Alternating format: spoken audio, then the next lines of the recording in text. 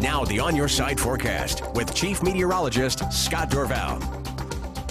Latest Doppler radar showing some rain showers have been popping up, some light rain showers in eastern Oregon. The not big story, though, is the wind, although we are seeing rain showers just north of Ontario. And these will tend to increase in the region up into the northeast mountains of the Wallowas here and push in to the west central mountains of Idaho as we move overnight tonight and tomorrow. Strong southwesterly winds will go over the Owyhee Mountains. They don't get blocked by the mountains. They go over the mountains as they sink into the Treasure Valley. That sinking air dries out the air as it's going down into the valley. That's why the valley won't get much rain tomorrow, especially east of the Ada Canyon County line, but in the mountains we'll get some showers. These little marks up here, this is 2 miles north of Joseph, Oregon, and that is right next to Wallowa Lake, a 68-mile-an-hour wind gust just 2 hours ago, and very strong winds blowing through the canyons here as you go through La Grande and up through the Blues. So be careful driving tomorrow. The wind could get even worse during the day. All right, let's take a look at what happened, that wind. You talk about a 68-mile-an-hour wind gust. They had a 72-mile-an-hour wind gust on Highway 11, which is northeast of Pendleton, and that caused this accident right here. A tractor-trailer going right on over onto this railing here, onto the guardrail, I should say, and kind of doing some damage there. That's a sign of what is to come for much of eastern Oregon and along the coast. They're having some issues as well with all of that wind out there. Now, let's take a look if we can, and I believe we can show you. I'll see if I can get a time lapse up here and actually to show you a picture, the latest picture outside Nampa, and you can see the wind rustling in the trees right now and the flag still blowing here. We'll have wind throughout the night tonight, and it will pick up during the day tomorrow. Our temperature is actually still in the mid-50s. The high today 58, way above the average high of 39. So we're still at 55, and as long as the wind is blowing out at the airport, these temperatures will stay in the 50s. Now, if you got a thermometer, it might be reading into the 40s if you don't have much wind around, but where the wind is blowing, it is staying very mild. And speaking of mild, McCall today 47 degrees.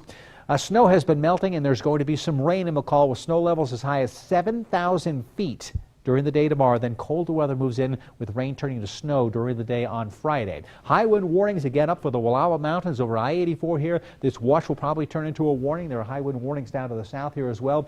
Eastern Oregon getting very strong winds, 50, 60 miles an hour in many locations. We'll get gusts of 40 in the Treasure Valley, so keep that in mind if you're doing some traveling tomorrow. Here are the sustained winds right now with some higher gusts. Nothing major tonight, but the winds will pick up during the day tomorrow. Only 42 in Ontario. Here's where the rain showers are. A little overdone on the radar picture here, but we are getting some showers in eastern Oregon. This is a swath of 1 to 3 inches of rain in northern California. There have been reports in the last 24 hours of more than 4 inches of rain along the coast, and there's going to be a tremendous amount of rain here for northern California. Getting strong winds at gusts to 86 miles an hour in southern Oregon at 4,000 feet. This little disturbance right here is a powerful jet stream of 190-mile-an-hour winds in the jet stream. And it'll slam on the coast and increase winds to 75 miles an hour in many places along the coast north of San Francisco. San Francisco hasn't had much rain today, but they will get rain as this slides to the south. More heavy rain is moving into the region.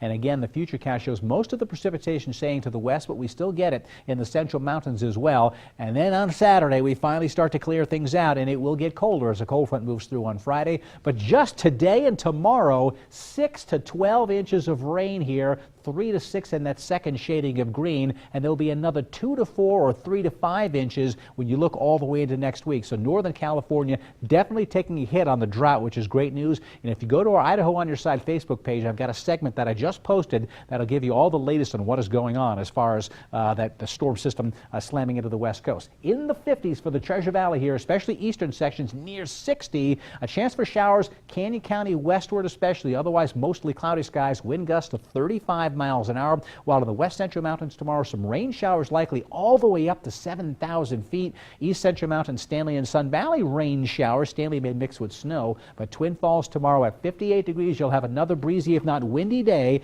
with gusts over 30 miles per hour. My On Your Side extended forecast shows that those temperatures will finally come down. On Friday we get rain showers and the temperatures drop. Over the weekend we're down to near 40 degrees, and the sun will shine this weekend for the first time in a while. We get good visibility. What's nice. that? The sun. It's this big yellow ball. It sits up in the sky. Sometimes you have to wear sunglasses. Yeah, it'd be when nice it to comes see out. that, at least for more than 5 minutes. Exactly. There'll be a lot more sun this weekend.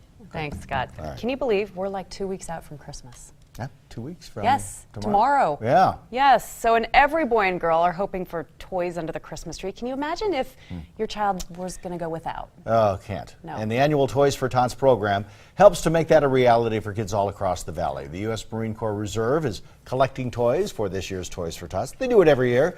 We'd like to be there to help them. There are hundreds of drop-off locations around the valley, including your local fire stations. The program also needs volunteers, so if you'd like to get more information on volunteering or donating, if you want to receive a toy or a child, all you have to do, all that information is log on to our website, IdahoOnYourSide.com, and click on the Toys for Tots link for information. Your children under the age of 12 can be eligible, but deadline for signing up is getting close. Marines start delivering toys next week. Coming up, a behind-the-scenes look at Time Magazine's People of the Year.